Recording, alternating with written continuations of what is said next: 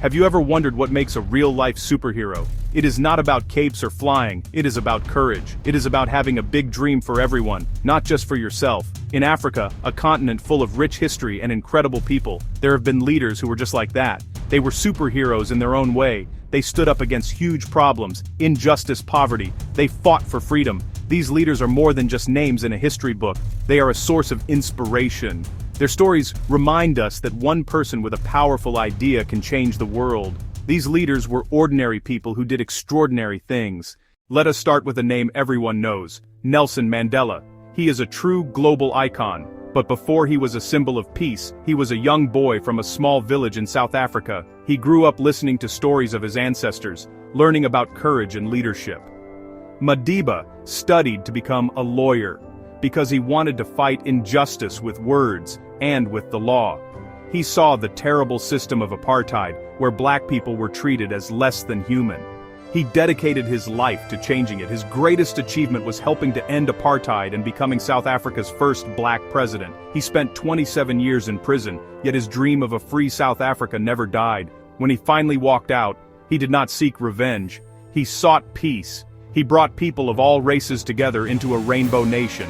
After he became president, he chose to support the Springboks, though it was once a symbol of the old order.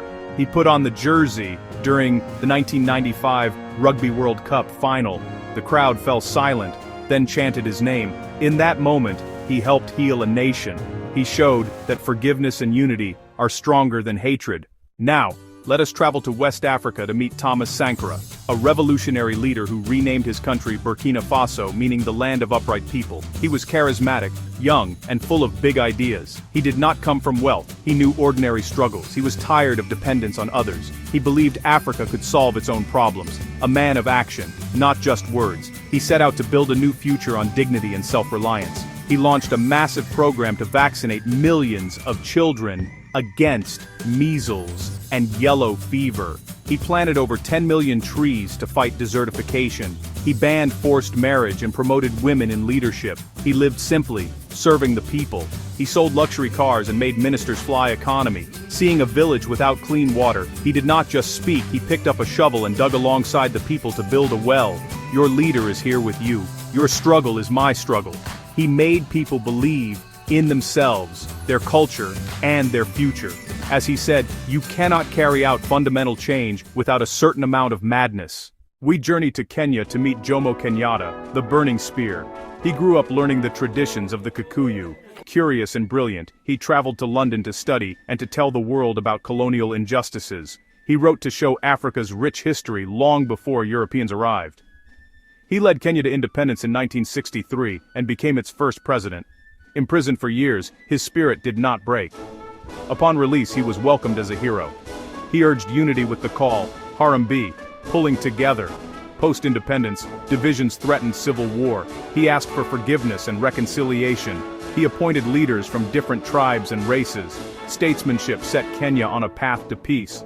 He bridged tradition and modernity, laying foundations for a proud, diverse nation. Harambee endures. Great things happen when people pull together. Back to West Africa, to Ghana, the first sub-Saharan nation to gain independence. The leader was Kwame Nkrumah, Osagyefo, the Redeemer. A brilliant student, he studied abroad and embraced Pan-Africanism, the unity of all African peoples. He returned with a burning desire to free his people. He led Ghana to independence in 1957. He declared, "Our beloved country Ghana is free forever." Freedom spread across the continent like falling dominoes. He helped form the Organization of African Unity. Even when jailed, he kept leading and won an election from prison. He was freed to form a government. He built dams, roads, and universities to modernize Ghana. His vision taught people they were not just Ghanaians, but Africans. He lit a fire of freedom that inspired a continent. A dreamer and doer, his message was unity, strength, and pride. Our final story is Julius Nyerere of Tanzania. He was known as Mwalimu, the teacher, a teacher for his nation. Though born to a chief, he lived simply. He became his country's first to earn a British university degree. He chose to teach and to lead politically. He taught freedom, unity, and self-respect. He united Tanganyika and Zanzibar to form Tanzania in 1964. A remarkable act of diplomacy and vision. He made Swahili the national language, knitting together 120 ethnic groups. He advanced Ujamaa, familyhood, and shared responsibility, a society where people work together and lift each other. He voluntarily stepped down, modeling democratic leadership, a thinker whose words are still studied. Mwalimu lived simply and put people first, a symbol of ethical leadership. He said, "We in Africa have no need of being taught democracy." Their courage was not cinematic spectacle but a quieter, deeper resolve, standing for what is right, even alone. Mandela endured 27 years without letting bitterness win. Sankara challenged the world order, knowing he was a target. They risked far more than careers. Kwame, Windana, Wenna Kenyatta was branded a terrorist for seeking freedom. Nkrumah survived assassination attempts and spoke on. Every speech, rally, decision could be their last. They walked on because belief trumped fear. Forgiveness demanded immense moral courage. Admitting mistakes, changing course, true courage. Their courage was contagious, spreading hope across Africa.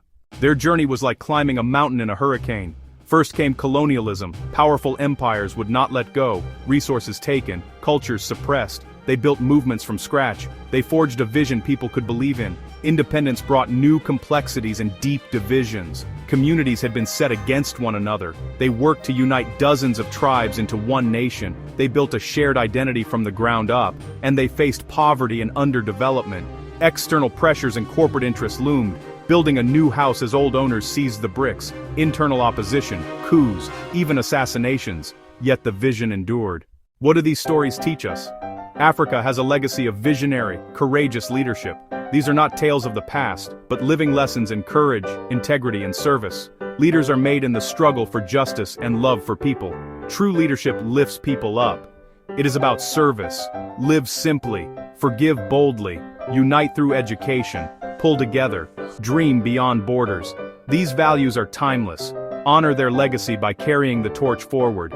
Lead where you are. Choose understanding over anger. Be proud of heritage and our shared humanity.